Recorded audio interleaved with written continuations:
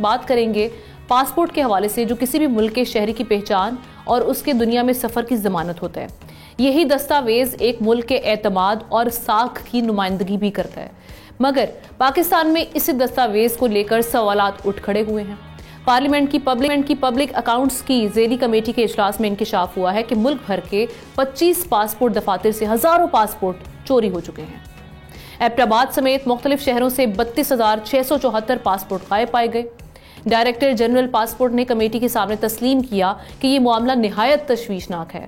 उन्होंने बताया कि चोरी शुदा पासपोर्ट्स ब्लॉक कर दिए गए हैं और इनकी तजदीद नहीं की जा सकेगी, जिस पर कमेटी के कन्वीनियर तारिक फजल चौधरी ने खदशा जाहिर किया कि दस्तावेजात गलत हाथों में जाकर किसी भी वक्त नुकसानदेह साबित हो सकती है।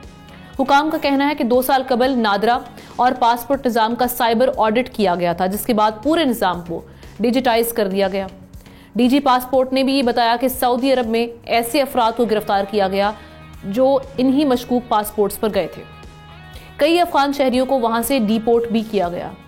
पीएसी की ज़ेली कमेटी ने सारे मामले पर इंक्वायरी रिपोर्ट जमा कराने की हिदायत दी है, लेकिन ये हकीकत अपनी जगह पर मौजूद है कि गुज़श्ता 5 बरस में 12,000 से ज़ायद अफगान शहरी जाली पाकिस्तानी पासपोर्ट के जरिए बैरून मुल्क जाते हुए पकड़े गए, जो पासपोर्ट इजरा के निज़ाम पर बहुत बड़ा सवालिया निशान है कि जब रियासती इदारे जानते थे तो इतनी बड़ी गफलत बरसों तक के क्यों जारी रही और किसकी वजह से ये जारी रही।